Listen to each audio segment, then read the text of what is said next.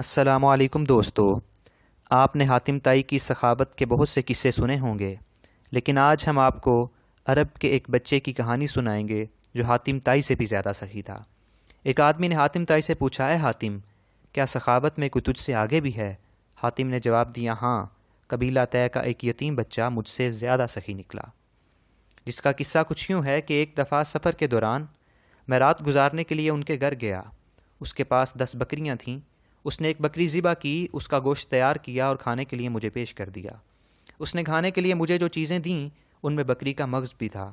میں نے کھایا تو مجھے بہت پسند آیا۔ میں نے تعریف کی کہ کیا خوب ذائقہ ہے۔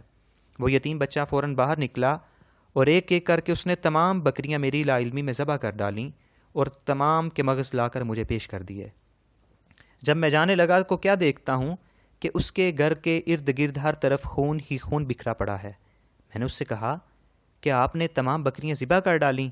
اس نے کہا ہاں۔ میں نے پوچھا کیوں؟ کہنے لگا کہ آپ کو بکری کا مغز بہت اچھا لگا اور میں کنجوس بن کے آپ کو اپنی بکریوں کا مغز پیش نہ کرتا تو یہ کیسے ہو سکتا تھا؟ مہمان نوازی میں کنجوسی عربوں کو زیب نہیں دیتی۔ حاتم سے پوچھا گیا، بدلے میں آپ نے اسے کیا دیا؟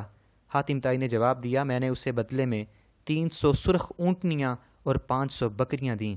حاتم طائی سے کہا گیا، تو پھر تو آپ اس سے بڑے سخی ہوئے۔ انہوں نے جواب دیا، نہیں، وہ مجھ سے زیادہ سخی ہے، کیونکہ اس نے تو اپنا سب کچھ لٹا کر سخاوت کی، جبکہ میں نے تو اپنے بہت سے مال میں سے تھوڑا سا خرچ کر کے سخاوت کی ہے، کیونکہ سخاوت سے کبھی مال کم نہیں ہو۔